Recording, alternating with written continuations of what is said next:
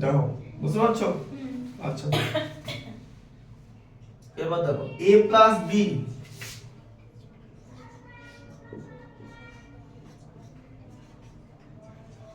Equal to root 5, ঠিক আছে?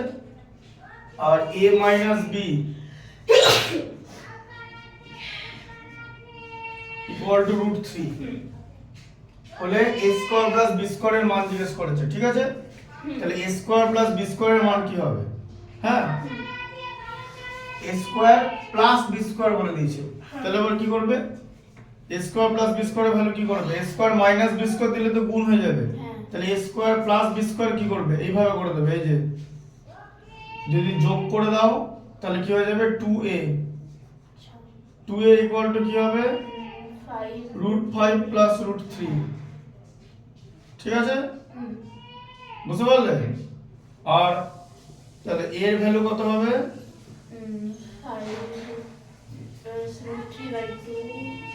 5/2 হবে, ঠিক আছে? বুঝতে পারলে? আচ্ছা, আর b এর ভ্যালু কি হবে তাহলে? এর ভ্যালু যদি এটা হয় এই যে রুট 5 প্লাস রুট 3/2, এটা এর ভ্যালু তো, plus b equal to root 5, তাহলে ওটা মাইনাস যাবে তো b এর ভ্যালুটা। দেখো কনসেন্ট্রেট করো, দেখো বুঝতে পারছো?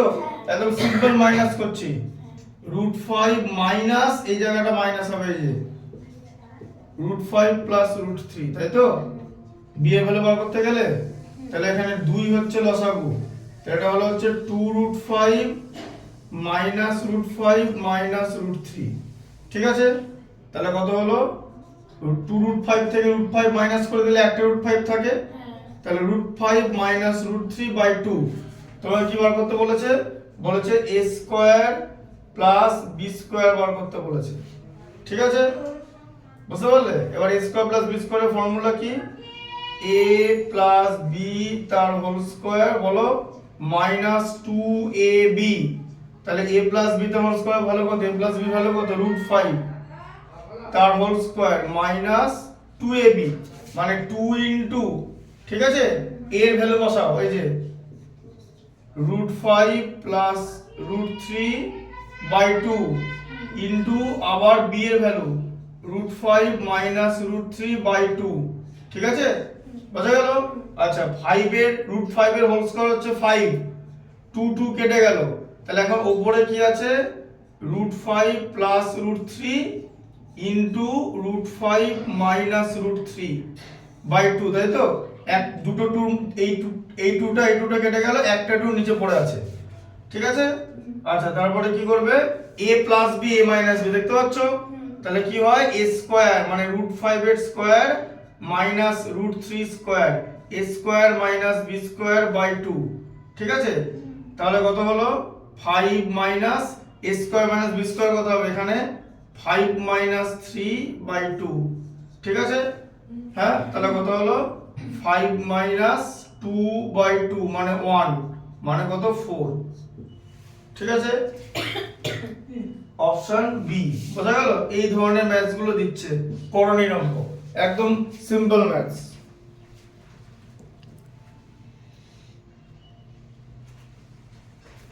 বুঝতে পারলে? আচ্ছা তারপরে দেখো কি আছে? যে কোনো মূলধন 10 বছরে দ্বিগুণ হলো, শর্টটা দেখো 10 বছরে দ্বিগুণ হয়ে গেছে, তাহলে মূলধন 10 বছরে দ্বিগুণ হলে বার্ষিক সরল সুদ, তার মানে সিম্পল ইন্টারেস্ট তো দ্বিগুণ হচ্ছে, মানে ওটাই তো মূলধন। আবার মূলধনটা পি, টাইম হচ্ছে 10 বছর, তাহলে আর এর ভ্যালু বার করতে বলেছে, তাই তো?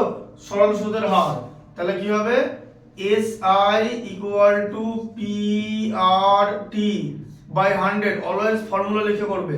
এস আই এর ভ্যালু পি, পি এর value P, R into 10/100, P P কেটে গেল, 10 কেটে গেল, তাহলে আর এর ভ্যালু কত হবে? 10, কোণাকুণি গুণ করলে আর ইকুয়াল টু 10, সরল সুদের হার 10%, ঠিক আছে? কত হলো? বি এরটা। বোঝা গেল?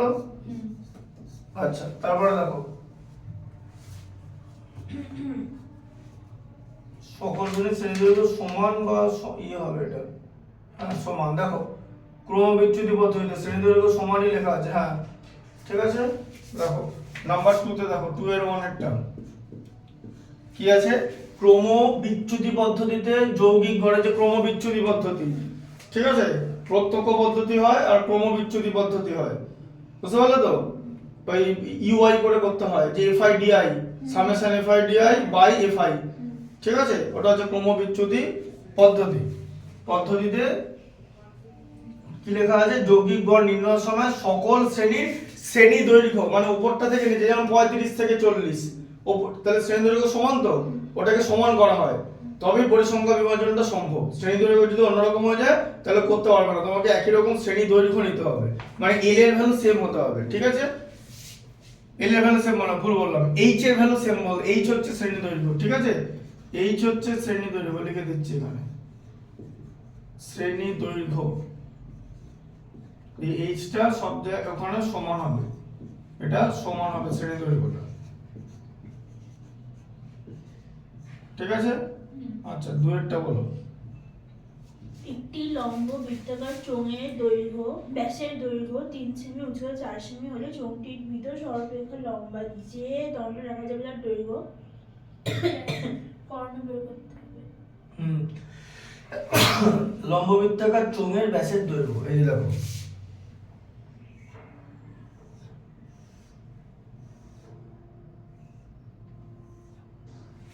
ব্যাস হচ্ছে এতটা, ঠিক আছে, হ্যাঁ, লম্ব বৃত্তাকার চোঙ, হ্যাঁ এটাও ব্যাস, আর উচ্চতা কত বলেছে, 4 সেন্টিমিটার, তাহলে উচ্চতা হচ্ছে 4 এখানটা, তাই তো, হ্যাঁ, যে দণ্ড রাখা যাবে সেই দণ্ডটা কেমন করে রাখা যাবে, এমনি কর্ণের অনুসারে এইভাবে রাখা যাবে দণ্ডটা, তাই তো, তাহলে এটা যদি 4 হয় তাহলে এখানটাও তো 4 হবে, যে উচ্চতা বলতে, হ্যাঁ, তাহলে এখানটা হয়ে গেল হচ্ছে 4 সেন্টিমিটার আর এই জায়গাটা হয়ে গেল হচ্ছে 3 সেন্টিমিটার, তাই তো, তাহলে কর্ণ বার করতে হবে যেটা বললে, এই যে এটা দণ্ডটা তো, তাহলে কর্ণ কি হবে, ফর্মুলা এই যে root over 3 square plus 4 square, তাহলে কত হলো রুট ওভার 9 প্লাস 16 25 মানে 5 সেন্টিমিটার, বুঝতে পারলে কনসেপ্টটা, বুঝতে পারলে ছবিটা, এটা 90 ডিগ্রি, ঠিক আছে, দুটো কথা, তার দৈর্ঘ্য 5 সেন্টিমিটার, দেখো ঠিক আছে। ত্রিভুজ কে বলবো, না স্যার অতিভুজ বললাম, অতিভুজটাই তো ওটা, কর্ণ মানে অতিভুজ। ঘনকের ভেতর যদি কর্ণ রাখা হয় তাহলে কি হবে, তার ফর্মুলা ঘনকের ভেতর, ঘনক কিন্তু ঘনকের ভেতর কর্ণ রাখবো, মানে ঘনকের কর্ণ কি হবে, সোজা কথা, ঘনকের মধ্যে যদি আমি দণ্ড রাখতে চাই আমি এরকম কাট করে রাখবো যেটা হবে কর্ণ, তাহলে কি হবে বলো, ঘনক তো এরকম দেখতে হয়, ঘনক, এই যে ঘনকের ভেতর কর্ণ রাখা হলে তার ফর্মুলা কি হবে বলো, ঘনকের প্রতিটা পদ দৈর্ঘ্য a, তাহলে কর্ণ কি হবে, আয়তঘন কি হয়, আয়তঘন এই যে সমকোণী চৌবল আয়তঘন, আয়তঘন কি হয়, দৈর্ঘ্য l প্রস্থ b আর উচ্চতা h, তো এর কর্ণ কি হয় মানে ডায়াগোনাল,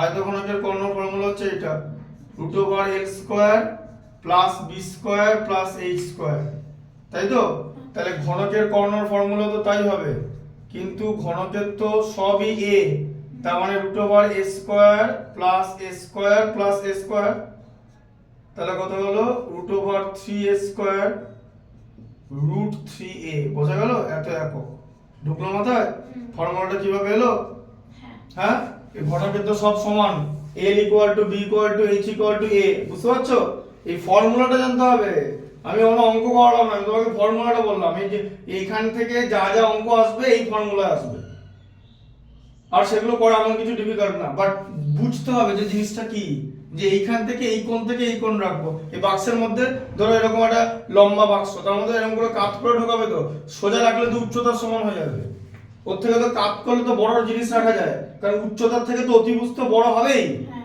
এটা বুঝতে পারছো, কাট করে রাখা মানে সরু বক্স মানে 90 ডিগ্রি অ্যাঙ্গেল, সোজা বক্স মানে তাহলে একটা যত কি যাই কিছু ঢোকাও উচ্চতা থেকে তো বেশি হবে, কারণ অতিবস্তু উচ্চতা থেকে সামান্য হলো বড়, বুঝতে পারছো? তিনটা হলো তিনটা তো করো না। হ্যাঁ, তিনটা কি আছে বলো? sin 30। ও যাচ্ছি, আমাকে ডাকছো?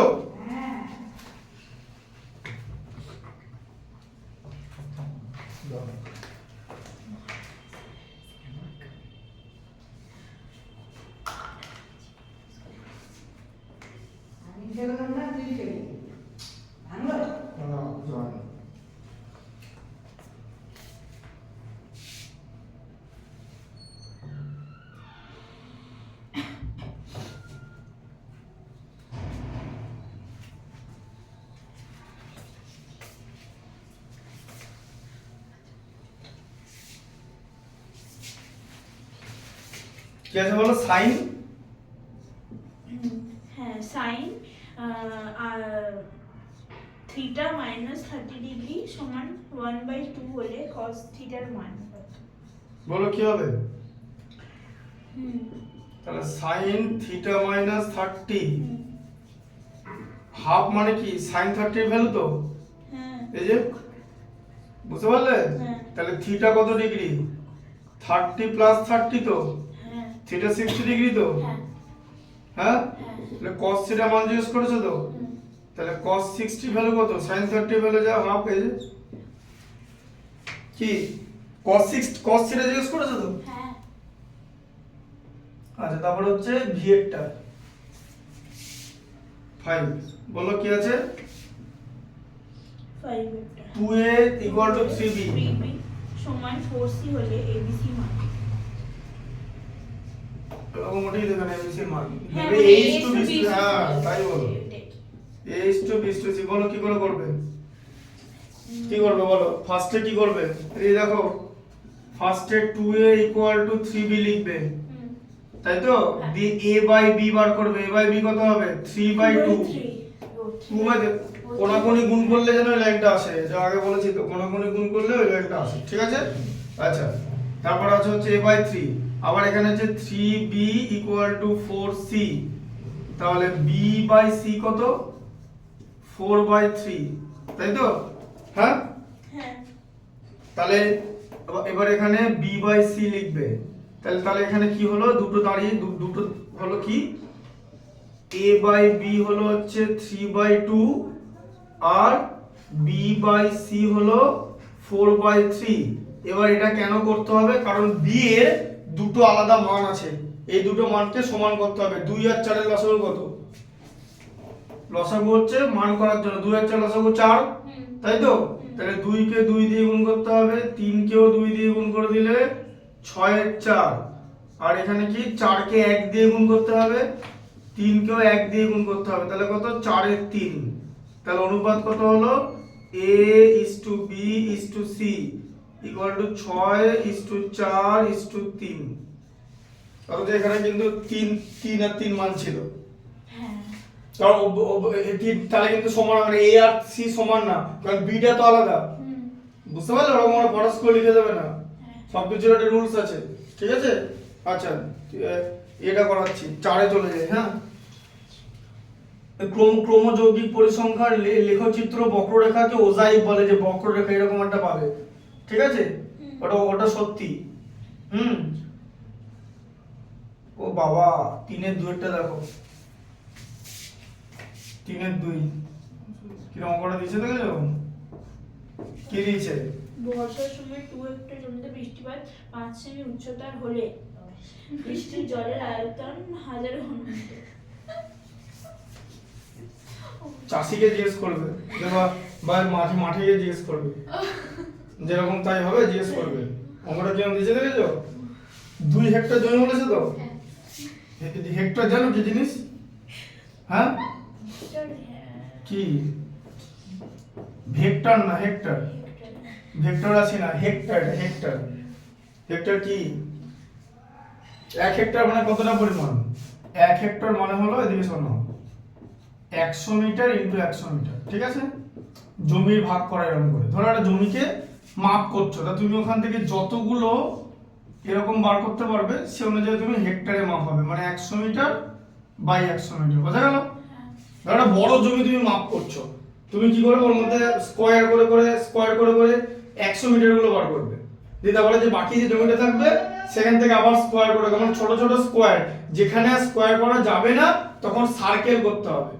সার্কেল কিভাবে করবে, এই যে ছোট সার্কেল করবে বাকি জায়গাটা মান হয়, মানে 2r প্লাস r থিটা, এরকম প্রচুর ফর্মুলা আছে মাপজোকের, কিন্তু মেইনলি স্কোয়ার বার করবে।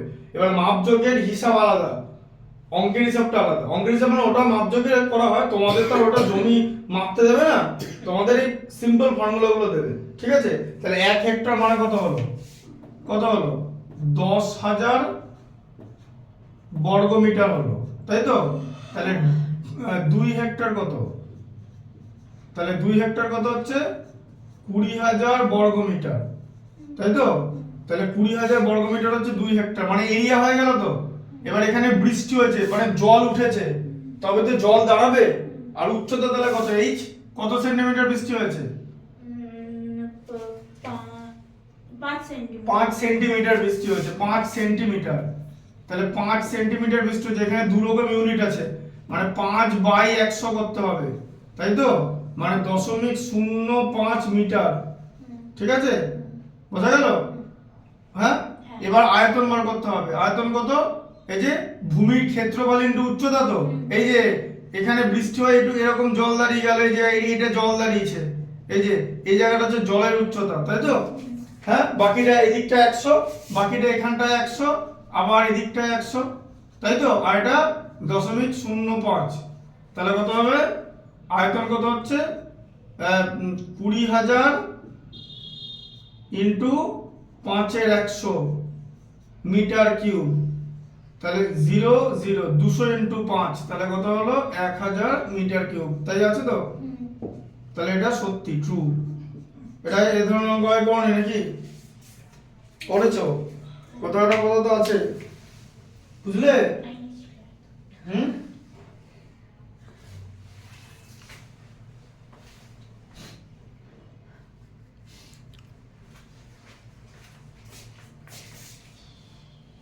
চাটা খেয়ে নিতে পারবো বলাচ্ছি।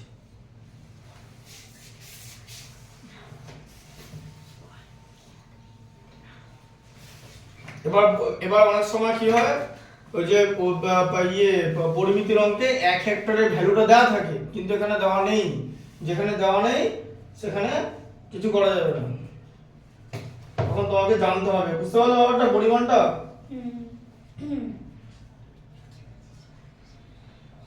কোসেক থিটা প্লাস কট থিটার অনন্য হলো কোসেক থিটা মাইনাস কট থিটা, তোমার কি মনে হয়?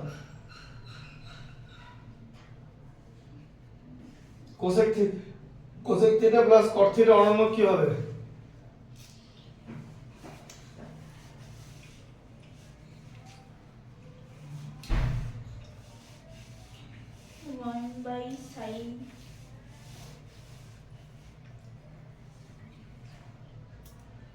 অন্য কাকে বলে জানো তো? তাহলে জানো যখন, তারপর বাকিটা বলো, ওইখানটা থেমে গেলে হবে? লেখো, ওখানে লেখো cosec theta plus cot theta, খাতা বার করো, লিখে নাও, ওটা তার পরটা পড়ে করাচ্ছি।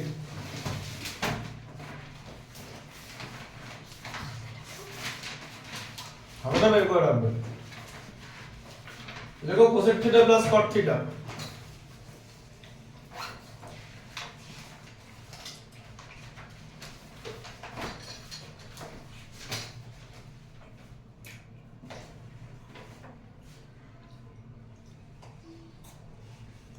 Cosec theta plus cot theta লিখেছো? তো কোসেক থিটাকে কি লিখবে, 1/sin থিটা প্লাস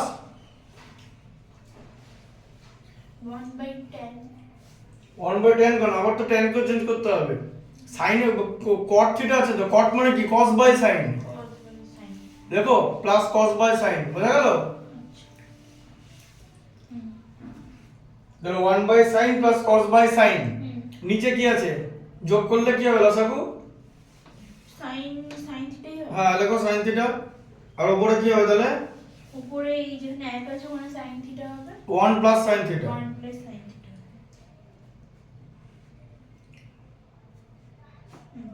ঠিক আছে? তাহলে অনন্য কি হবে? লেখো অনন্য। ওটাকে এবার উল্টে দাও, sin theta by 1 plus sin theta. sin 1 plus cos theta না? ও হ্যাঁ ঠিক আছে। এই ভুল করলে হবে? মাধ্যমিক দেবে। sin theta by 1 plus cos theta. হ্যাঁ, তো এখানে পজিটিভ ভ্যালু আছে তো প্লাস, হ্যাঁ ওই দিকটা দেখো, ওর যেখানে অ্যানসারটা এখানে দিয়েছে বইটা আবার দেখো। অনন্যকে কি ভ্যালু আছে? কোসেক থিটা মাইনাস কট থিটা লেখা আছে তো, হতে পারে না নেগেটিভ ভ্যালু, মিথ্যা। বুঝলে?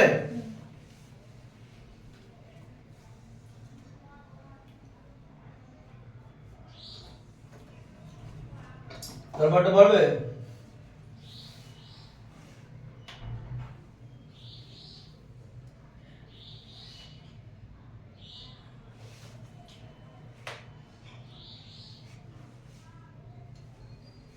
x varies z,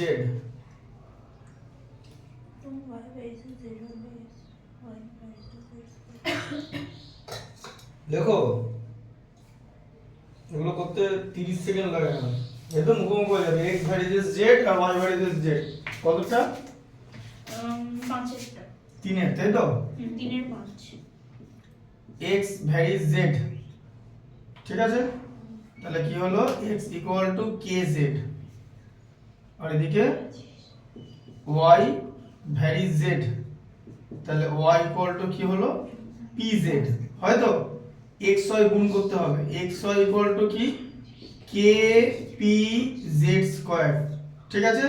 তাহলে kp ধ্রুবক, তাহলে xy varies z স্কয়ার, তাই তো?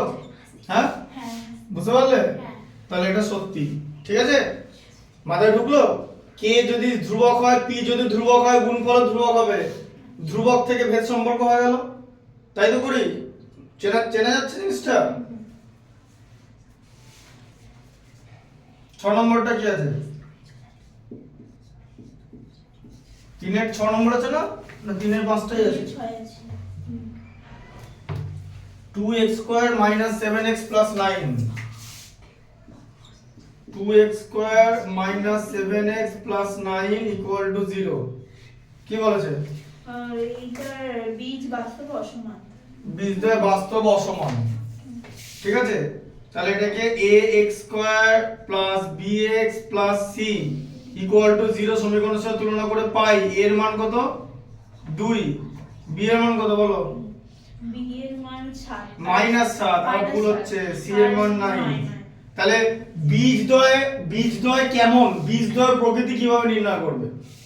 সেটা হচ্ছে নিরূপক, সমীকরণের নিরূপককে b স্কয়ার মাইনাস 4ac, ঠিক আছে? b square minus 4ac, b square minus 4ac কত ভ্যালু? ভ্যালু হচ্ছে মাইনাস 7 তার হোল স্কয়ার, তাই তো? এই যে b square minus 4 into a into c, তাই তো? তাহলে 49, 7 স্কয়ার মানে, হ্যাঁ ঠিক আছে? 49, এদিকে 4 ইনটু 2 8 ইনটু 9 কত? 72, মানে মাইনাস 23 হয়ে গেল।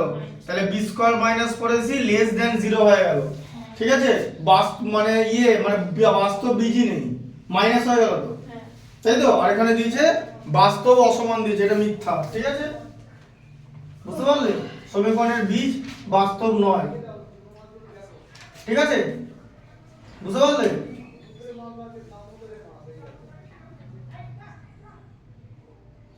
ওই এটা করো, চারের র্যাকেটটা নিজেরা করো, চারের র্যাকেটটা মধ্যম ব্যবহার করতে দিয়েছে তো, পড়ো অঙ্কটা। চারের এক মধ্যম ব্যবহার করতে দিয়েছে, দেখো ওটা তো পারবে।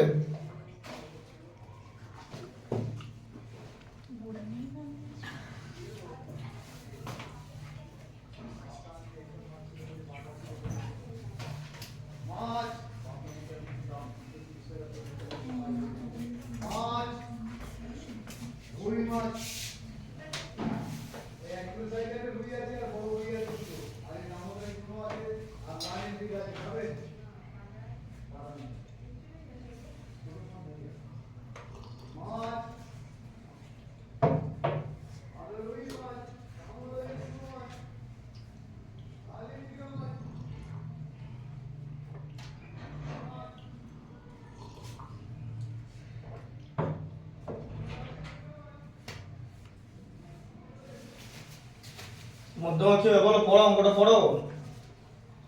কি লেখা আছে? যে 9 মাসে 20 দিন, 25 দিন, 10 দিন, 18 দিন। n সমান 8। আমার বন্ধুরা, হ্যাঁ, তাহলে এখানে n এর ভ্যালু কত? 1 2 3 4 5 6 7 8।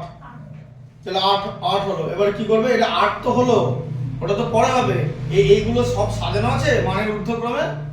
না। তো সাজাও মানের ঊর্ধ্বক্রমে, মানের ঊর্ধ্বক্রমে সাজাও আগে।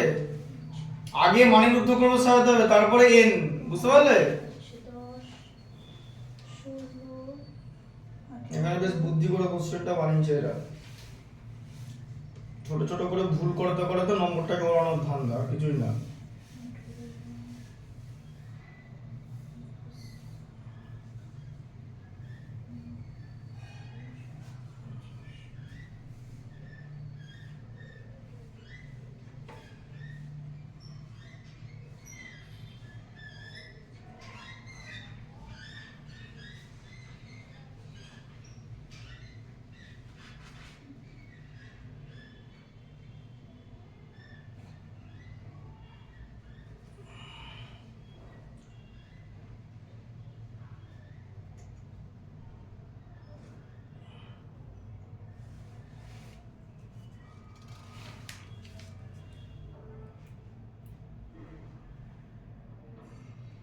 পাঁচ পাঁচ 4,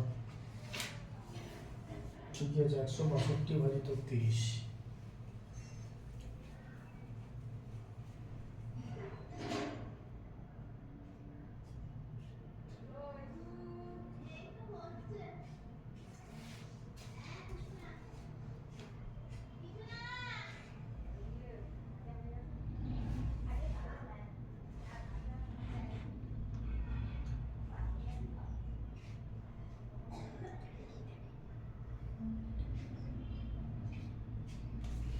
কি হলো?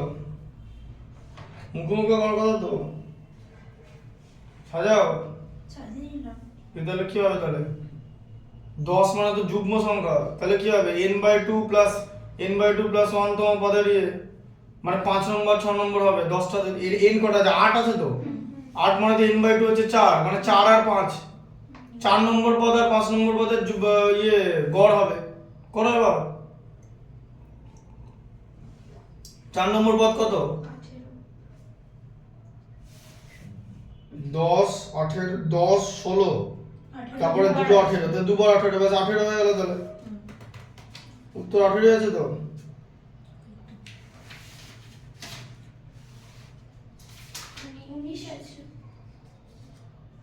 তাহলে ভুলভাল গুনেছো আবার কি?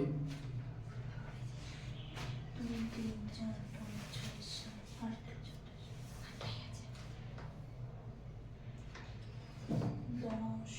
16 18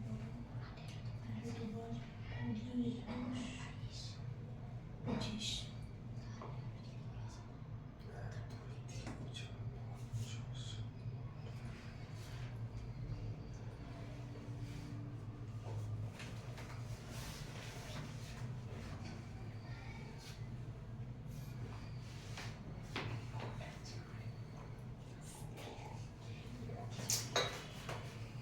ভুল করেছো তো।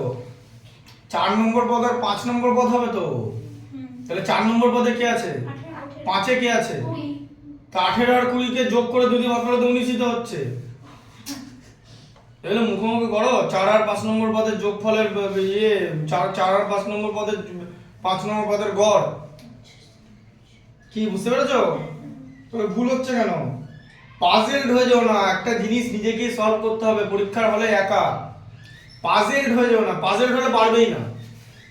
কনফিডেন্সটা রাখো, ব্যাপারটা বুঝতে পারলে? কনফিডেন্সটা রাখো, যে একটা অঙ্ক বার করার চেষ্টা করো, অঙ্কটাকে নিয়ে ভাবো। 3 ঘন্টার পরীক্ষা, মানে মানে বলে বোঝানো যাবে না। 3 ঘন্টার পরীক্ষাটা দিয়ে নাও, তারপরে যা হবে দেখা যাবে। আগে কনফিডেন্সটা রাখো। দেখেছো 6 এর 1 নম্বর অঙ্কটা দেখো, আগের দিন করেছি, তাই তো? মনে পড়ছে? হ্যাঁ।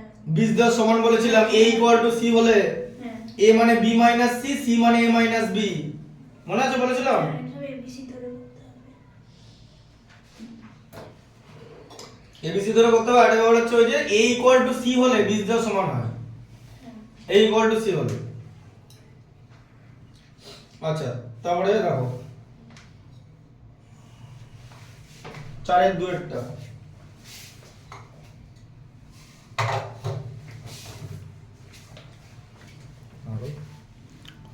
4/2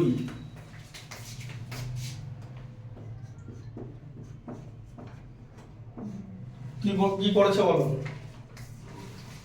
6 সেন্টিমিটার ব্যাসের একটি নিরেট রৌপ্য গোলককে গলিয়ে 6 সেমি ব্যাসার্ধের একটি বৃত্তাকার রঘুপাত তৈরি করা হলে পাত্রটি কত পুরু হবে নির্ণয়। পাত্রটি কতটা পুরু হবে, তাহলে ব্যাসার্ধের বৃত্তাকার জিজ্ঞেস করেছে, ঠিক আছে? তাহলে 6 সেন্টিমিটার ব্যাসের নিরেট রৌপ্য গোলককে গলানো হলো, ঠিক আছে? গোলককে 6 সেন্টিমিটার ব্যাস, তাহলে রূপোর গোলক 2r ইকুয়াল টু 6 সেন্টিমিটার ছিল, তাই তো?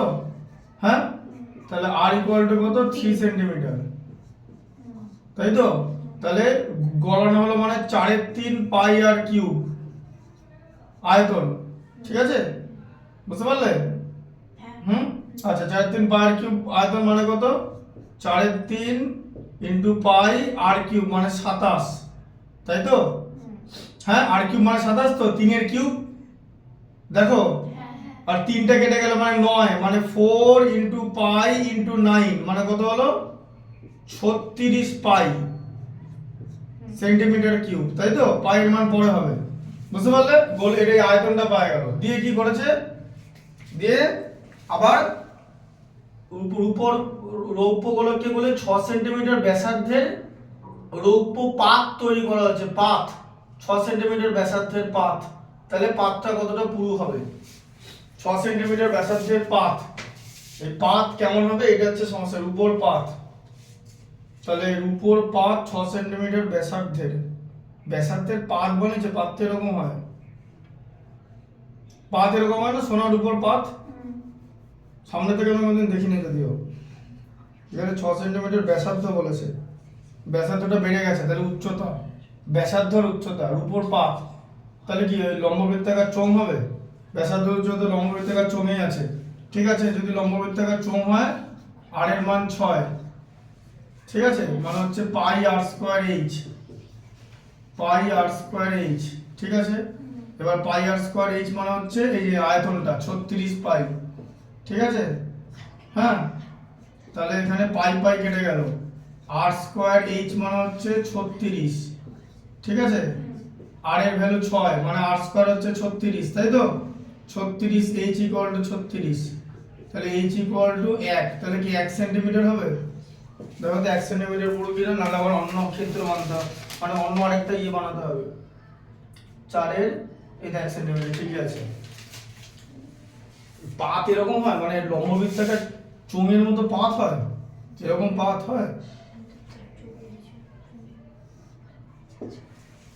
অঙ্ক অনুযায়ী তো তাই হলো।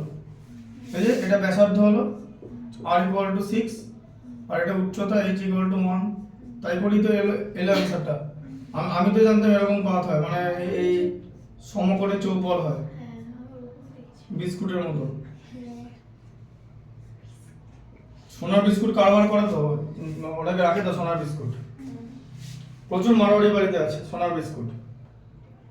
ইন্ডিয়ান হাউসহোল্ড ওয়ার্ল্ডের মধ্যে সবচেয়ে বেশি সোনা দখল করে আছে, মানে ইন্ডিয়ান হাউসহোল্ড মানে বাড়িতে সোনা, কারণ সোনা হচ্ছে স্কেয়ার্স মেটাল, সোনার দাম মানে বছরের পর বছর ধরে বাড়ে।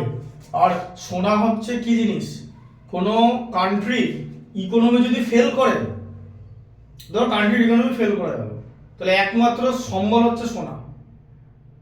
ওই কারণে প্রত্যেকটা দেশের গোল্ড রিজার্ভ আছে, কিন্তু গোল্ড স্ট্যান্ডার্ডের কনসেপ্টটা আলাদা।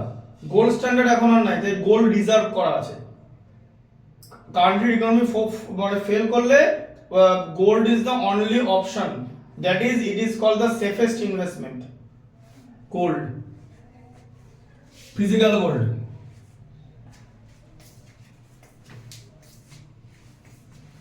একবার কি হয়েছে জানো, একটা বউ, এটা সত্যি ঘটনা কিন্তু, বিয়ে বাড়ি থেকে আসছিল রাত্রেবেলা, হাতে প্রচুর সোনার জিনিস পরে, পুরো এখানে আমার অনেক টাকার জিনিস আছে, কি হচ্ছে না, যে ওরা চুরি করেনি এই পর্যন্ত কেটে নিয়ে চলে গেছে।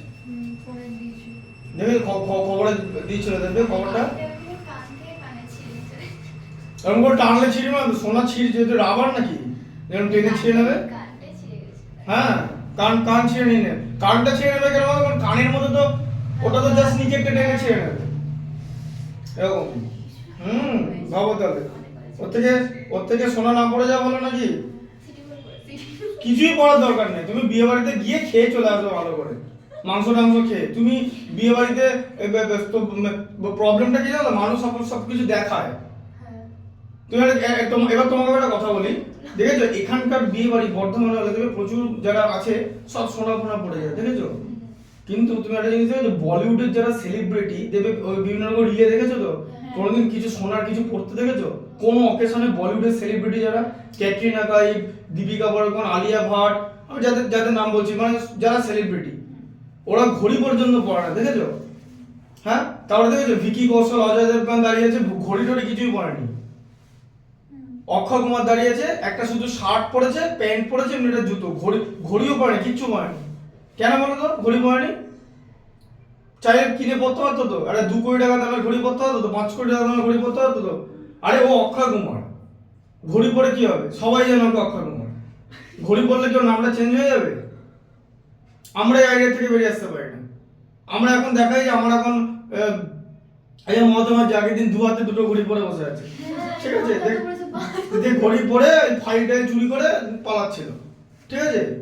হ্যাঁ, ওই প্রাইভেট সংস্থার হাতে সরকারি ফাইল, ওটা আদৌ সরকারি ফাইল কিনা কেউ জানে না, হয়তো কোনো নিজেদের কোনো একটা দুর্নীতি করেছে, তার ফাইলটাই ওরা জোগাড় করেছিল, ওই ইনভেস্টিগেশন করে সেই ফাইল হয়তো সরকারি নথি। আর কি হবে, পাবলিকের কোনো নথি কেউ যা আসে না, পাবলিকের নথি সব ডিজিটাল। তোমার আধার কার্ড হচ্ছে ডিজিটাল, এরপরে যখন 18 বছর হয়ে যাবে, ভোটার কার্ড প্যান হয়ে যাবে, সব ডিজি লকার বলে একটা জায়গা আছে, ওখানে থাকবে ডিজিটাল অ্যাপ একটা, ডিজি লকার। মানে ধরো কেউ কলকাতায় যাচ্ছে বাইক নিয়ে, সিগন্যালে পুলিশ দেখলো, তখন ও ডিজি লকার অ্যাপটাতে দেখিয়ে যাবে। এটা তার সবকিছু রকম জিনিস করা হয়। সরকারের ওই পাবলিকের কোনো নথি না, আমার নিজেদেরই কোনো একটা কেলেঙ্কারির নথি, জমি টমি হতে পারে, হাতানো জমি, ঠিক আছে, কিছু একটা হবে, বা টাকা ফাঁকা চুরির ব্যাপার আছে, বা কোনো অ্যাকাউন্ট কিছু একটা ধাপ্পাবাজি। তুমি কাউকে দেখবে না যার মানে ওরা বলিউডের সেলিব্রিটি, তুমি দেখতেই পাবে না ওরা সোনা গয়না পরে আছে, কোনোদিন না। ওরা একটা ভালো শাড়ি পরে, একটা দামি শাড়ি পরবে, একটা দামি হাত ব্যাগ নেবে, হাত ব্যাগ, কিন্তু হাত ব্যাগটা কিন্তু কোনো দাম নেই, হাত ব্যাগটা চুরি হবে না, তুমি ওটা বাইরে বিক্রি করতে পারবে না। হাত ব্যাগটা হচ্ছে একটা ব্র্যান্ড, ধরো একটা লুই ভুটোর একটা হাত ব্যাগ, গুচির একটা হাত ব্যাগ, তার দাম হচ্ছে ও যখন কিনেছে তখন 80,000 টাকা, তুমি ওটা কিন্তু বাইরে বিক্রি করতে পারবে না, ওটা কেউ নেবে না তো, কারণ ওটা নিয়ে কি হবে, ওটা তো আবার কিছুদিন পর খারাপ হয়ে যাবে, পুরনো হয়ে যাবে। সোনা তো আর পুরনো নতুনের কিছু নাই, বুঝতে পারলে? ওটা তাই সোনা হলে হাতটা কাটিং হয়ে যাবে, পুরো কাটাই। হ্যাঁ, তারপরে নাকের মধ্যে যদি সোনা ওটা যা পাবে টেনে নেবে, এটা তো কোনো ধরো একটা বাসে করে 5 জন লোক যাচ্ছে, এই বাসটা হাইজা করো, এবার তো মহিলাদের কাছ থেকে সোনা নিয়ে নেবে, যে ডাকাতি করবে,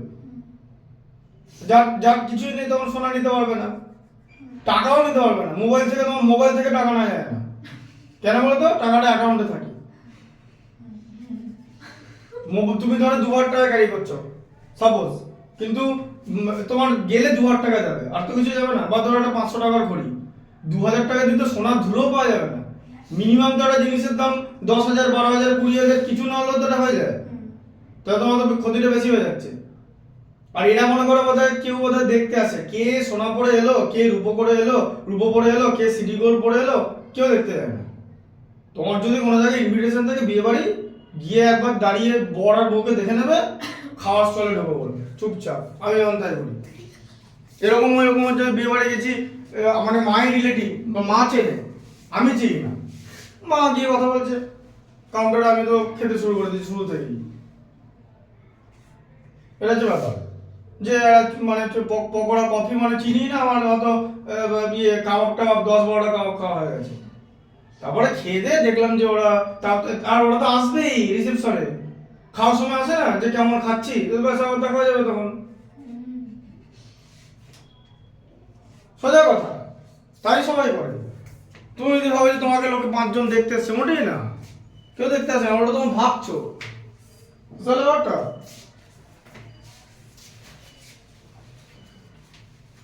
তারপরে পোলাও থাকে আর মাটন থাকে, ব্যাস পোলাও আর মাটন, পোলাও মাটন রসগোল্লা খেয়ে আইসক্রিম খেয়ে বাড়ি। শীতের মধ্যে আমি দেখেছি শীতকালে একটা মেয়ে সেই শাড়ি পরছে, সেই মানে ইয়ে কাঁপছে রীতিমতো, তাও ড্রেস মানে কোনো একটা সোয়েটার ফোয়েটার পরছে না। আরে নিজেকে কষ্ট দিয়ে লাভ আছে?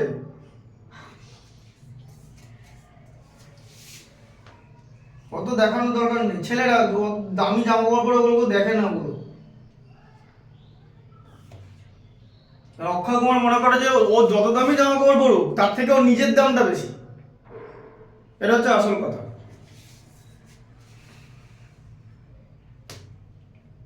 আচ্ছা তারপরটা দেখো, আরেকটা দেখো, আর cos থিটা, এই যে পরেরটা। আচ্ছা তার আগে একটা কাজ করো তো, তোমরা এখানে কোনো অঙ্ক লিখতে হবে কি ভালো করে দেখো, নাহলে খাতা লিখে নিতে পারো। এই অঙ্কটা বুঝতে পেরেছো? এটা লেখার দরকার আছে কি? ভিডিও হচ্ছে, ভিডিও থেকে দেখে নিতে পারবে। 216 এপিসোড, ঠিক আছে, ভিডিও হচ্ছে সেখান থেকে দিতে পারবে। আর কোশ্চেনে দাও কি লেখা আছে বলো, আর বলো বলো, আর আর cos থিটা সমান 2√3, 2√3, আর sin থিটা সমান 2, 0 degree less than theta less than 90 হলে, 90 ডিগ্রি হলে, ঠিক আছে অসুবিধা নেই। আর ও থিটার মান নির্ণয় করো। হ্যাঁ তাহলে কি করবে বলো?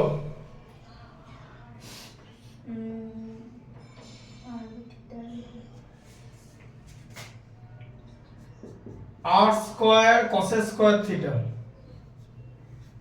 ইকুয়াল টু কত? 2√3, তার হোল স্কয়ার, তাই তো? তাহলে আর স্কয়ার cos স্কয়ার থিটার ভ্যালু কত? 12, তাই তো? হ্যাঁ হ্যাঁ না না, এই যে 2 2 4 আর 3 এ 12 মাল্টিপ্লাই করলে, আচ্ছা আর স্কয়ার sin স্কয়ার থিটার ভ্যালু কত? 4, তাই তো? হ্যাঁ দুটো যোগ করো, R square cos square theta plus R square sin square theta equal to কত যোগ করলে? 16, তাই তো? 12 আর 4 যোগ করলে, আর স্কয়ার যদি এখানে কমন নাও তাহলে cos square theta plus sin square theta equal to 16, ঠিক আছে? cos square theta plus sin square থিটার ভ্যালু হচ্ছে 1, দেখে নাও। তাহলে r square equal to 16, r equal to plus minus root over 16 equal to plus minus 4, ঠিক আছে? r not equal to minus 4 less than 0, এখানে নেগেটিভ ভ্যালু হবে না কিছু, ঠিক আছে?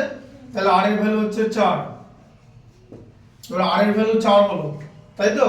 তাহলে r এর ভ্যালু 4 করে দাও, এই যে 4 sin থিটা, এই যে r এর ভ্যালু এখানে বসালাম, এদিকে দেখো এইখানে r এর ভ্যালু 4 বেরোলো, তাহলে 4 sin থিটা ইকুয়াল টু 2, তাহলে sin থিটা ইকুয়াল টু হচ্ছে 2/4 মানে 1/2 মানে sin 30, ঠিক আছে? তাহলে থিটা ইকুয়াল টু 30 ডিগ্রি, বোঝা গেল? আর থিটার ভ্যালু 4 আর 30 ডিগ্রি, ঠিক আছে? 5 এরটা কি আছে? a is to b, বলো বলো 5 এরটা, 5 a by b বলো দাও, a by b কত? a by b 2/3, 2/3 না 3/3 শুধু? 3/2, 3/2, ঠিক করে দেখো। হ্যাঁ মানে 3/2, আর b by c হচ্ছে 3/2, আবার b by c হচ্ছে 3/2। এবার এটাকে অনুপাত করতে হবে, কারণ b এর তো দুটো আলাদা মান, বুঝতে পারছো? এই যে b দুটো আলাদা মান তো, তাহলে কি করতে হবে? 2 আর 3 লসাগু 6, 2 কে 3 দিয়ে গুণ করলে 6, তাহলে 3 কেও 3 দিয়ে গুণ, কত 9/6। আর এখানে 2 কে 3 কে 2 দিয়ে গুণ আর 2 কে 2 দিয়ে গুণ, মানে কত 6/4।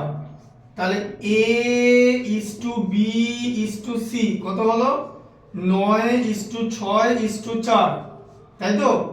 k ইকুয়াল টু কনস্ট্যান্ট মানে ধ্রুবক, তাই তো? তাহলে a এর ভ্যালু কত বলো 9k, বুঝতে পারছো? b এর ভ্যালু 6k দেখো, আর c এর ভ্যালু 4k, ঠিক আছে? এবার তুমি ওখানে ভ্যালু পুট করবে, কি দিয়েছে a minus b is to b minus c, এই যে a minus b is to b minus c, তাহলে কত হলো a কত, a হচ্ছে 9k, 9k minus b হচ্ছে 6k বাই is to মানে বাই তো, b এর ভ্যালু কত 6k আর এর ভ্যালু হচ্ছে 2 মানে 4k, তাই 9k minus 6k কত 3k, এটা কত 2k, তাহলে কত হচ্ছে 3:2, k কেটে গিয়ে 3:2, এই যে বুঝতে পারলে? অ্যানসার দেখে নাও, বুঝতে পারলে তো ম্যাথটা? এই ম্যাথটা লিখে নাও, লিখে নাও কুইকলি লিখে নাও কিরকম করে করবে পদ্ধতিগুলো, বা এটা বা আর cos রেখে লিখবে, দেখো কোনটা লিখবে, কোনটা লিখতে হবে তারপর ডিসাইড করো, আর cos রেখে লিখবে না এটা লিখবে। আগেরটাই লিখে নাও। চলো আর cos রেখে তাড়াতাড়ি লিখে নাও কুইকলি, এই যে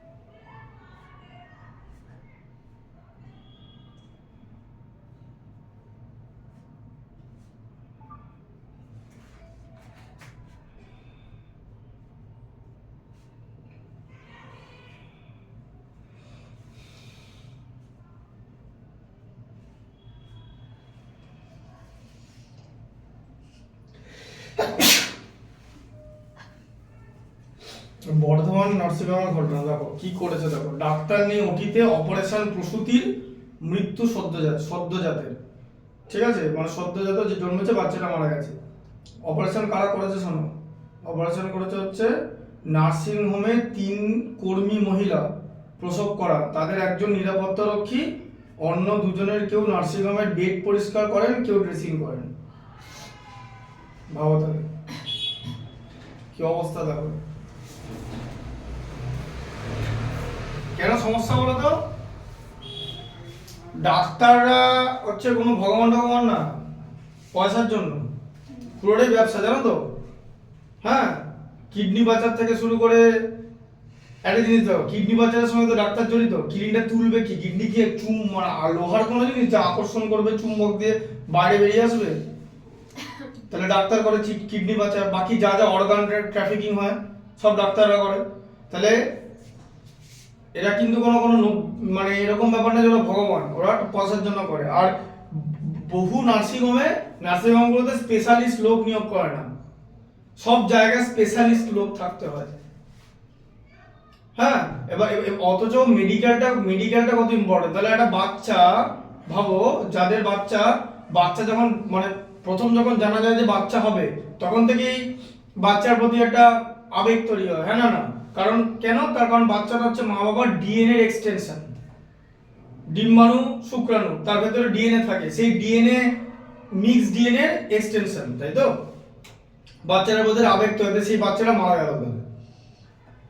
তাও এখানে যে নার্সিং হোমটা জ্বালিয়ে দেয়নি, অনেক ভালো লোক ওরা, গ্রামের লোকটা হলে নার্সিং হোমটা জ্বালিয়ে দিত, তাদের কিছু করার থাকতো না, সব জিনিসপত্র পুড়িয়ে টুড়িয়ে সব দিত, সেগুলোই করা উচিত ছিল।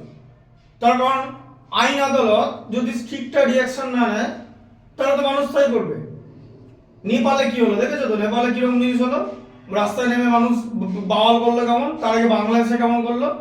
আইন আদালতকে স্ট্রিক্ট হতে হয়।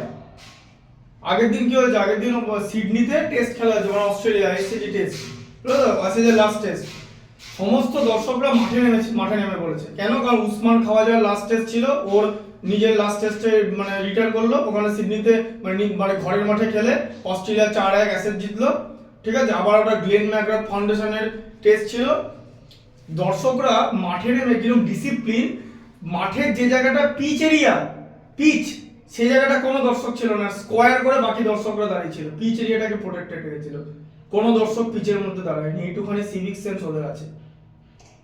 সিভিক সেন্স কি, ডিসিপ্লিন কিভাবে আসে, একটা হচ্ছে সিভিক সেন্স আর একটা হচ্ছে স্ট্রিক্টার ল, মানে দুটো জিনিসের রেজাল্টেন্ট কাকে বলে জানো তো? এই যে এরকম যদি লেখচিত্র আঁকি, এটাও বাড়লে এরকম রেজাল্টেন্ট হয়, জানো তো?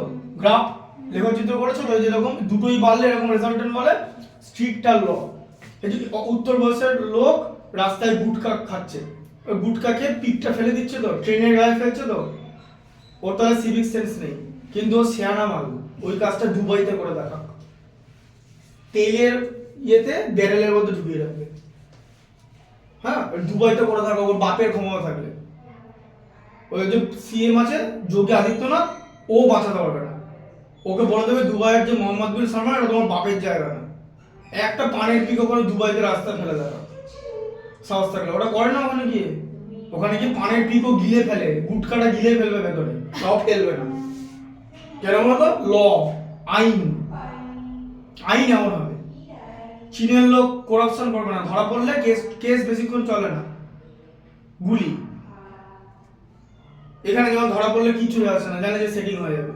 ল এমন হবে না, ল রাত্রেবেলায় 3টে বাজে, রাত্রেবেলায় দুবাইতে বিদেশি মেয়ে 2 পিস পরে জগিং করে, ছোট ড্রেস 2 পিস করে জগিং করে, কারণ জগিং তো এখন এইসব করে পড়া যাবে না, একটু পরে এগুলো সব খুলে দিতে হবে, গরম হয়ে যাবে শরীর। আমি তো এখন এখানে ছুটি, আমাকে এখন সব খুলতে হবে, একটু পরে গেঞ্জি ছাড়া কিছু বডিতে থাকবে না, মাঠে খেললে যতই তোমার শীতকাল হোক। ধরো ছোট ড্রেস পরে 2 পিস পরে এরকম একটা জগিং এর ছোট প্যান্ট আর একটা ছোট যেরকম ইনার হয়, জগিং করে। ওই মেয়েটা জানে যে ওকে কেউ হাত দেবে না গায়ে, হাত দিলে পাথর ছুঁড়ে মারা হবে, মেশিন গান করে মেটাতে হবে। ল, কারোর বাপের সম্পত্তি না, কেউ কিচ্ছু করতে পারবে না। তাই জন্য ওই জন্য ওরা বলে যে দুবাই মোহাম্মদ বিন সালমান বলেছিল যে কোনো মেয়ে যদি রাত্রেবেলা 3টের সময় ছোট ড্রেস পরে ঘুরে বেড়ায়, জানবে সে দুবাইতে আছে, সি ইজ ইন দুবাই। ওই জন্য বলে হাবিবি let's come to Dubai. Dubai সৌদিতে কিচ্ছু কেউ করতে পারবে না ওখানে। আর এখানে যেমন কি, এখানে যা খুশি নোংরামি, হাসপাতাল থেকে এই আরজি করে এরকম হলো, তারপরে ওই কলেজে ওরকম হলো, কারণ এখানে তো কোনো ল নেই, সব সেটিং হয়ে যাচ্ছে। ল এমন বানাবো না তুমি অপরাধটাই করতে পারবে না, কারণ লোকটা জানে যে একবার যদি ধরা পড়ে ওয়ান্স ধরা তো পড়বেই, কারণ দুবাই হচ্ছে সবচেয়ে বেশি সিসিটিভি দুবাইতে, এরকম একটা সেফেস্ট এরিয়া তৈরি করে রেখেছে। ওখানে ল্যাম্বরগিনি চাবি খুলে রেখে যায়, মল থেকে বাজার কেউ করে না, আবার মানে ল্যাম্বরগিনি করে বেরিয়ে গেল, ল্যাম্বরগিনির চাবি খোলা অবস্থায় আছে। এখানে সাইকেল চুরি হয়ে যাচ্ছে, তাও সবুজ সাথী, সাইকেলের ক্যারিয়ার চুরি হয়ে যাচ্ছে, সাইকেলের সামনের দিকটা চুরি হয়ে যাচ্ছে, হর্ন চুরি হচ্ছে সাইকেলের। তুমি সাইকেল নিয়ে পড়তে এলে ওখানে গিয়ে তোমার হর্ন নেই, সাইকেলে হর্ন বাজানোর জন্য দেখছো হর্নটাই নেই। হ্যাঁ, সবুজ সাথী চুরি হয়ে যায়, তার অবস্থা দেখো পশ্চিমবঙ্গে। তার আবার বড় বড় বড়াই করে। ল এমন বানাবো, আমি কিছু পাবো না, অপরাধীদের একটা আলটিমেটাম, যে it is not negotiation, it's ultimatum, যে স্ট্রিক্টার ল। আমি ল বানাবো, আমি সিকিউরিটি দেবো, এবার তোমার ক্ষমতা থাকলে তুমি অপরাধ করে দেখাও, তারপর দেখো তোমার কি হয়। ওই জন্য ওই জায়গাটা ওরকম করে রেখেছে। ও বললাম তো উত্তরপ্রদেশের যে বিহার উত্তরপ্রদেশের লোক যে গুটখা খায়, গুটখাটা গিলে নেবে, ওকে বলবে, পুলিশ বলবে ওই গুটখাটা খেয়ে নিতে, ফেলতে না, ফেললেই শেষ। ল ওরকম বানাতে হয়। ওই জন্য সিডনির লোকেরা ডিসিপ্লিন, ওখানে জানে ওখানে চামড়াটা ছাড়িয়ে নেওয়া হবে, একদম চামড়া ছাড়িয়ে দেওয়া হবে, বুঝতে পেরেছো? আচ্ছা দাঁড়াও, এটা হয়ে গেল। আচ্ছা 12 এরটা দেখিয়ে দিই, এখানে কোনো ল নেই, আইনের কোনো শাসন নেই, যা খুশি চলছে। পানের পি গুটকে এমন ট্রেনে ফেলছে, ট্রেনে ঢিল মারছে, তাই তো? ক্ষমতা আছে সব জায়গায় ট্রেনে ঢিল মারার। এই ধরো তুমি লস অ্যাঞ্জেলসে গিয়ে বাওয়াল করলে, কোনো ভারতীয় লোক ঝামেলা করলো লস অ্যাঞ্জেলসে, আমি মানে একজন মানে ওখানে বেশ কিছু ভারতীয় আছে, টাইম স্কোয়ারে, নিউ ইয়র্কে, লস অ্যাঞ্জেলস, ওরা সব রিল ফিল বানায় ওখানে। হ্যাঁ, ওই টাইম স্কোয়ার বিভিন্ন রকম জায়গা আছে লস অ্যাঞ্জেলসে, দারুণ দারুণ জায়গা। আমেরিকার কথা বলছি, তার একটা জায়গায় দেখছি যে মানে রিল বানাচ্ছে যে এলএপিডি মানে Los Angeles police department, LAPD না বিভিন্ন জায়গায় সিকিউরিটি প্রোভাইড করছে।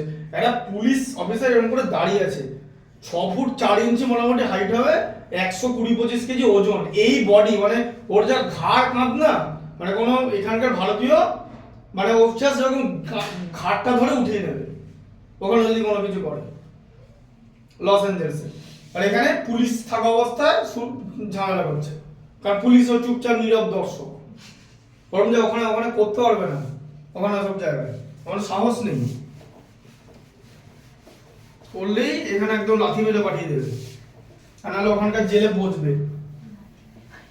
দুবাই কি জিনিস, অন্য জিনিস বললাম তো, দুবাই মরুভূমিতে ওখানে ফেলে রাখবে, একটা 100 ml জলের বোতল দিয়ে ফেলে রাখবে, তারপরে কিছুক্ষণ পর দেখবে শকুন চিল উঠতে দেখবে, ব্যাস বুঝে যাবে। এখানে কোনো ল নেই, তাই মেয়েদের উপর অত্যাচার হয়, যা খুশি করে অন্যরকম করে দেখা।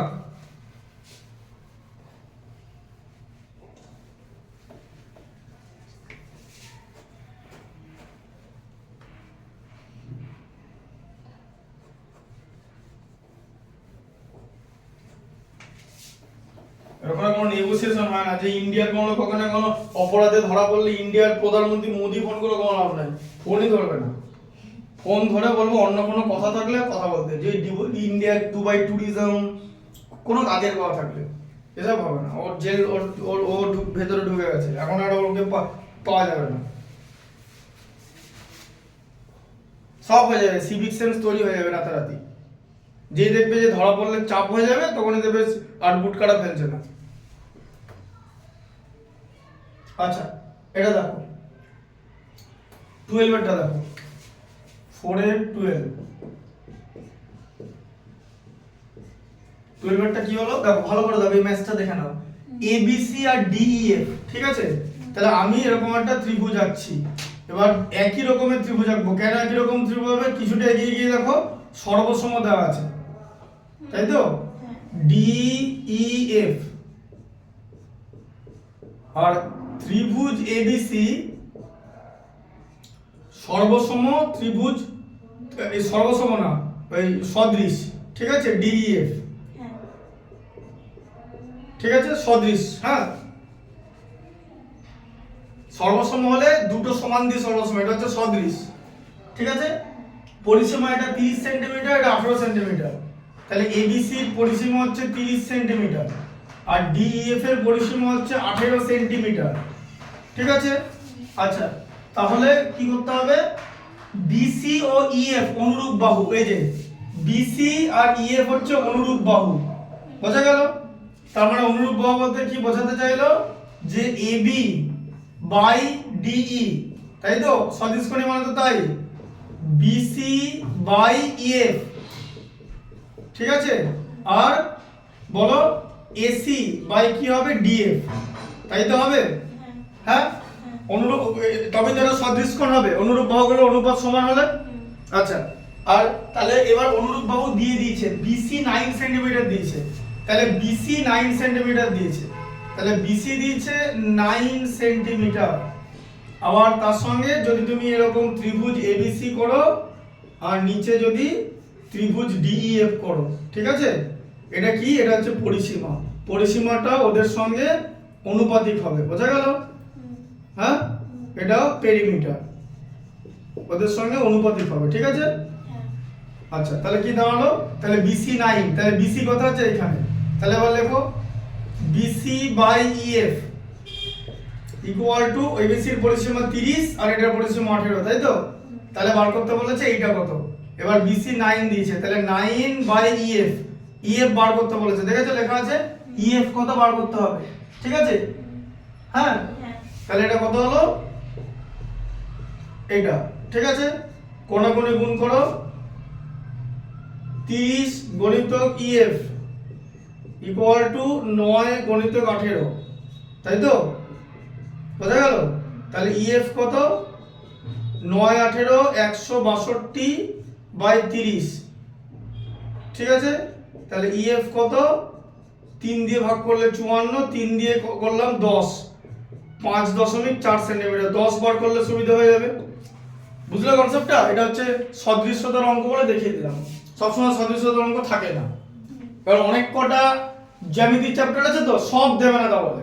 আমি তো এখন একটা জিনিস জাস্ট ভাবো, যে শুধু জ্যামিতি দিয়ে একটা 90 নম্বরের মাধ্যমিক পরীক্ষা বানানো, তাহলে কি হবে?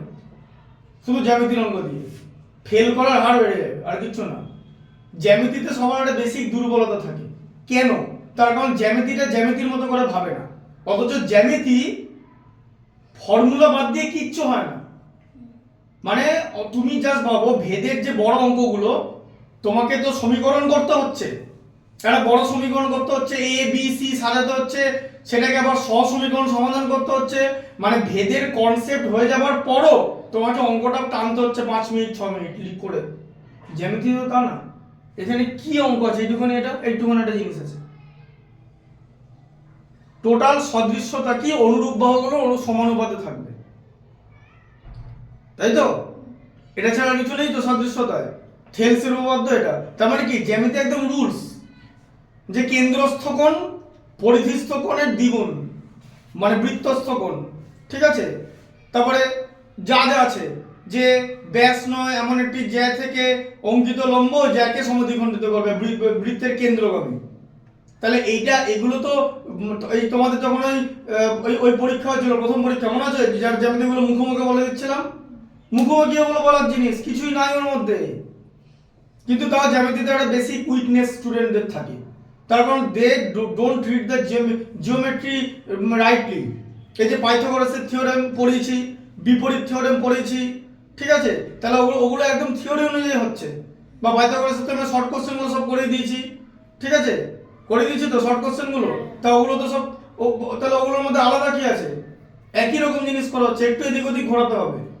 জিনিসটা তো বড় নয়। জ্যামিতির কোনো অঙ্ক হয়েছে এখান থেকে এই পর্যন্ত টেনেছি, কিন্তু কোথায় হচ্ছে জ্যামিতির কোন অঙ্ক? পরিমিতির হচ্ছে বরং এক একটা বড় অঙ্কগুলো, যেগুলো বিবিধ ঘনবস্তু ছিল। তাহলে ওকে বলবে এবার যে বিবিধ ঘনবস্তু জ্যামিতির থেকে কঠিন, মোটেই না।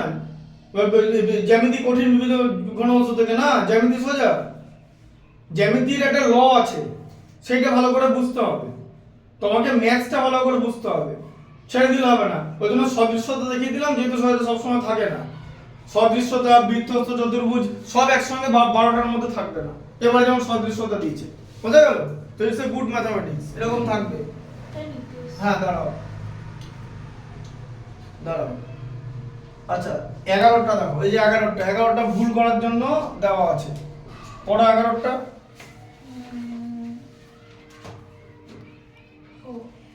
বার্ষিক 5% সরল সুদের হারে 2004 সালে 1 জানুয়ারি থেকে 7 আগস্ট পর্যন্ত 5,000 টাকা সুদ নির্ণয় করো। তাহলে আর এর ভ্যালু হচ্ছে বার্ষিক কত পার্সেন্ট?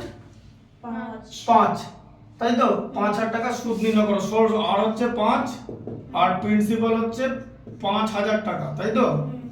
5,000 এর মান 5,000 টাকা সুদ, সরল সুদের হারে। তাহলে 1 জানুয়ারি থেকে 7 আগস্ট, তাহলে টাইম কত দিন হচ্ছে? সময় বলো। জানুয়ারি 1, জানুয়ারি 31 দিন, ঠিক আছে? আচ্ছা দাঁড়াও, ওখানে মজা আছে। এখানে 2004 সাল বলেছে, 2004 লিপ ইয়ার, হ্যাঁ? ফট করে ভুল হয়ে যাবে। এই যে ফেব্রুয়ারি হলো 29 দিনে, ঠিক আছে? মার্চ 31 দিনে, এপ্রিল 30 দিনে, মে 31 দিনে, জুন 30 দিনে, জুলাই 31 দিনে, আর অগাস্ট কত দিন বলেছে? 7, তাই তো? তাহলে কত দিন হলো টোটাল? 31 29 60, 31 91, 30 121, 152, 182, 200, 182 সাথে 189, 182 আর 18, মানে 213, 220, 220 হচ্ছে। আচ্ছা 220, এটাকে 219 দিন ধরতে হবে। কেন? তার কারণ 7 নম্বরটাকে ধরার দরকার নেই। ওটা থেকে এটা পর্যন্ত বলেছে, দুটোই বলেনি, ঠিক আছে? পর্যন্ত, বোঝা গেল? হ্যাঁ, 219 দিন বলেছে। এমন ভাবে যে এই 219টা কি কেন দিয়েছে, ঠিক আছে। এবার 219 দিন করেছে, বাবা টিটাকে এবার এরকম বছর করেছে। এটার উত্তরটা যদি ভগ্নাংশ আছে কিনা দেখো সবার আগে, উত্তরটা আবার দেখো তো ভগ্নাংশ কিনা, তারপর বাকিটা বলছি। কত আছে উত্তরটা? 4 এর 11টা না, 150 টাকা। ভগ্নাংশে নেই, 4 এর 150 টাকা 30 এরকম করে ভাগ করেছে, দেখি ঠিক আছে। এবার এটা কি করতে হবে, 219 দিন হলো, একটা দিন বাদ দিয়ে দিলাম, যে 219 বাই 365 বছর হলো, জানো তো বছর হয়ে যাবে তো এটা। 73 দিয়ে ভাগ করলে 3, 73 দিয়ে ভাগ করলে 5। এবার এসআই মানে সরল সুদ, PRT বাই 100, ঠিক আছে। তাহলে কত হচ্ছে এসআই, পি মানে হচ্ছে 5000, আর এর ভ্যালু হচ্ছে 5, ঠিক আছে। টি এর ভ্যালু হচ্ছে 3/5, আর এটা হচ্ছে 100। এই যে দুটো জিরো কেটে গেল, 5 5 কেটে গেল, 3 50 150 টাকা, ঠিক আছে। আচ্ছা কি করে বার করলাম, এবার কনসেপ্টটা বলে দিই। এখানে 220 হচ্ছিল তো, আর ওটা 366 দিন হতো, লিপিয়ার মারলে 1 করে কমিয়ে দেবে এটা। এবার কেন 1 করে কমাবো, কারণ ওই দিন থেকে ওই দিনে একটা দিন বাদ দিয়ে দিলাম, হ্যাঁ। আর এরকম একটা জিনিস থাকবে, এগুলো 73 এর ভগ্নাংশ মানে গুণিতক হয় 73 এর, কারণ 365 থেকে 73 দিয়ে ভাগ করা যায়, ঠিক আছে। 300 আর 219 কেও 73 দিয়ে ভাগ করা যায়, তাই এটা 3 এর 5 হবে এরকম। তো 150 টাকা বুঝতে পারছো। এবার তুমি যদি এটাকে এদিক ওদিক অ্যাডজাস্ট করো, ওই 150 টাকা 150 টাকা 15 পয়সা 20 পয়সা এরকম হবে, তার থেকে এই হিসাবটা নাও অনেক বেটার। এটাই উত্তর আছে। কনসেপ্টটা বুঝতে পারলে? এমন কিছু করতে দেবে না যেটা একটা বিরাট বড় একটা জিনিস হয়ে যাবে, গন্ডগোল হয়ে গেল, সেরকম দেবে না। নিশ্চয়ই কিছু না কিছু ট্রিক থাকবে, সেটাকে ফলো আপ করা, ঠিক আছে। এবারে ট্রিকটাকে গেলে হয়ে যাবে, ঠিক আছে। আর এখানে সেরকম বাকিগুলো নেই, জেড অশূন্য ধ্রুবক এটা করে দিয়েছি, ঠিক আছে।